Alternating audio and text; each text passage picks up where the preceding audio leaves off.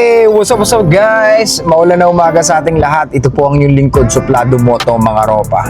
Okay, may nag-DM sa atin sa TikTok natin. May tanong siya. So ang tanong niya dito, Boss Idol, explain naman pinagkaiba ng pursuing at chasing. So baka madala sa inyo, chasing ang ginagawa pagdating sa dating, hindi pursuing. Ano nga ba pinagkaiba nun? So tandaan nyo, pag sinabing chasing, ibig sabihin, now na, or may urgency. For example, may chine-chase ka na babae. Yung chine-chase mo na babae na yon, hindi mo pa kilala, pero gustong-gusto mo na siya, or hinahabol-habol mo na siya. Kumbaga, hindi mo siya kinikilala.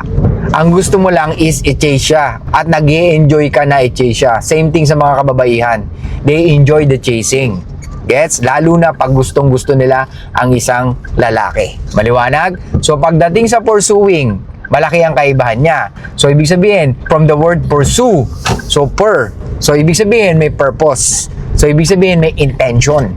Gets? So, pag sa college, di ba, ano sinasabi? What are you pursuing in college? Ano yung gusto mong kuhanin? Ano yung gusto mong marating? Di ba? So, what are you pursuing? So, ibig sabihin, it's a long term. May goal ka na gustong makuha or may goal ka na gusto mong makamit. Gets? So, pagdating sa dating, if you are pursuing a woman, so dapat hindi ka masyadong active. Ano ibig sabihin nun?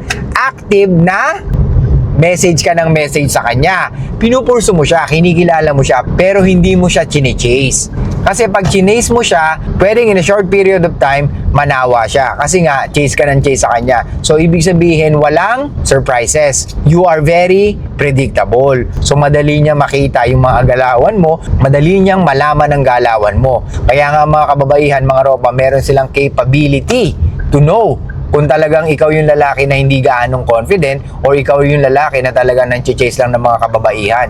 Wala ka talagang game. Ang ginagawa mo is parang pinipressure mo lang yung mga kababaihan na i-chase sila hanggang sa maramdaman nila, ay talagang gustong-gusto talaga ako nito. Which is okay lang naman yun. However, yung mga ganung babae na pwede mo ma-attract or makuha or ma-pull, yun yung mga babae na pwedeng mababa ang self-esteem or pwedeng insecure sa sarili. Gets? Kasi yung mga babae na nakukuha lagi sa mga bola-bola na yan yung mga babae na hindi gaanong nabobola ng mga kalalakihan or madalang makakuha ng mga compliment sa mga kalalakihan. Or kahit na nakakakuha ng compliment sa mga kalalakihan, yung mga nagko-compliment sa kanya, hindi niya talaga gusto.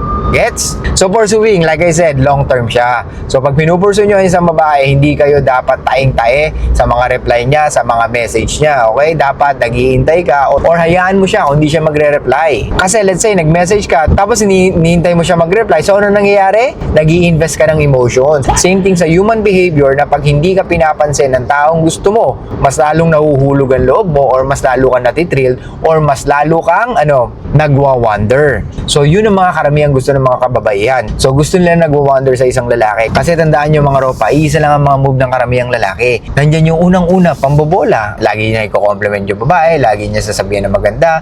Kumaga, any positive na pwedeng ikasaya ng babae, lagi niya sasabihin. Which is, yes, it works. Pero hindi naman most of the fucking time. Lalo na kung yung babae is nasa 20s na. Pwedeng marami na siya na nakuwang mga compliment. Gets? So, pwedeng yung birada mo, hindi na talaga ubra. So, wag kang mag-expect na yung mga bira mo pwedeng umubra sa pangkalahatan. Okay? So, depende yan sa personality ng bawat kababaihan. Pero tandaan nyo, yung attraction na hinahanap nila sa isang lalaki, primal na yan. Kumbaga, ingrained na yan sa utak nila. Okay? Kahit yung mga ancestors natin, same lang din sila ma-attract sa mga lalaki na gusto nila. Okay? Matangkad, gwapo, diba? Marunong mag-hunting, marunong mag-may shelter, marunong magpaapoy. So, same lang din yan ng mga karamihang hinahanap ng mga kababaihan sa isang lalaki. Okay? Kung paano ma-attract yung mga ancestors natin, same lang din sila ma-attract ngayon yung mga kababaihan. Maliwanag? So, pursuing and chasing are two different things. Okay? Magkaiba sila. Pag sinabing chasing, ibig sabihin active, hinahabol mo siya or talagang gusto mo siya makuha. It means chasing, ibig sabihin, bahala na, basta ang mahalaga makuha ko siya. Diba? Hindi ka na nag-iisip. You are more on survival. Nasa survival mode ka. I need to get this. I want this. So, kahit anong paraan gagawin mo. So, para nasa sales. Diba? So, yung mga nagtatrabaho sa sales, gagawa sila ng way para makakota sila. Yung talagang kahit na not by the book gagawin nila para lang makaabot sila sa quota nila. So, maling-mali yun mga ropa, okay? Pero dun tayo sa dating. So, pagdating sa dating, if you keep on chasing women, hindi rin sila ma-attract sa'yo. Kasi ang gusto ng mga babae, yung unpredictable ka, yung nag-wonder sila sa'yo, yung wala silang idea kung anong ginagawa mo. Kasi mas lalong nagkikreate ng imagination ng mga kababaihan pag wala silang alam sa'yo or pag hindi nila alam kung anong mga ginagawa mo. Gets? Kaya nga sinasabi ko sa inyo, ang kanilang imahinasyon ang ating pinaka-kakampi pagdating sa kanila. Okay?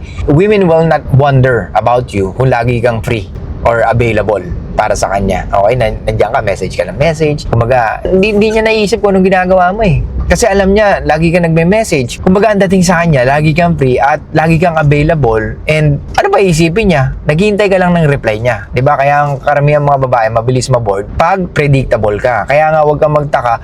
Ba't ganun, Ropa? Text naman ako ng text sa kanya, message ako ng message. Pero hindi naman siya nagre-reply. Eh kasi nga, very predictable ka. Kasi nga, chase ka ng chase. Kasi gusto mo now na, may mangyari na, may result na. Kumbaga, nagiging outcome dependent na. Yun, other word ng chasing is outcome dependent. Kasi chase ka ng chase, of course, gusto mo may mangyari na kagad. Di ba? Gusto mo makuha mo na yung attention niya, gusto mo maging girlfriend mo na siya, gusto mo mabembang mo na siya, gusto mo magkaroon ng emotional connection agad, which is hindi naman ganun ng mga kababaihan. Di ba? Matagal yan. It really takes time. Kaya mga ropa, huwag kayong mainip.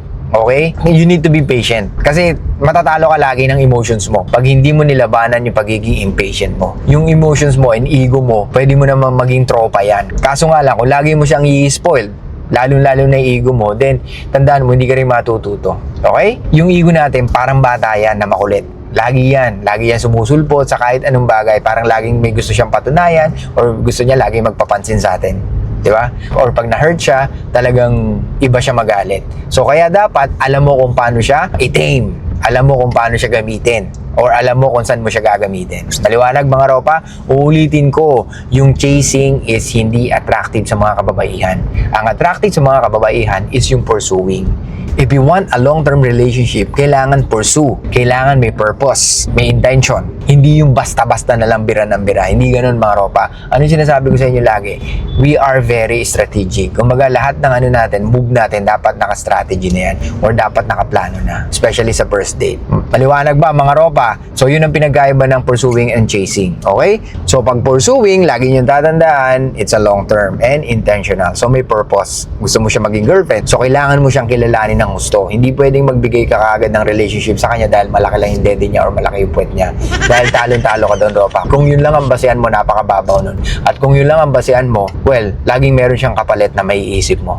Or, pag may dumating na mga ganda sa buhay mo, pwedeng ipagpalit mo rin siya kaagad kasi hindi mo nakikita yung personality niya o hindi ka nagbe-base sa personality niya o sa mga bagay na kaya niya ibigay sa'yo as a woman. Di ba? Yes, andun na yung maganda, malaki dede, malaki puwet. Yun ang pinaka-attractive sa ating mga kalalakihan. Pero, lagi mong tatandaan yung personality yung pinaka-importante. O, gusto mo ba malaki puwet, malaki dede, pero masama ugali? Di ba? Ayaw mo naman nun. Kaya mga ropa, kung gusto niyo ng long-term relationship, pursue her. Okay? Pursue a woman na walang outcome dependent or hindi ka naka-outcome dependent. Kasi pag naka-outcome dependent ka sa result na gusto mo, then pwedeng ma-disappoint ka rin. Kung magkakaroon ka ng outcome dependent, hindi sa babae na gusto mo, kundi sa sarili mo.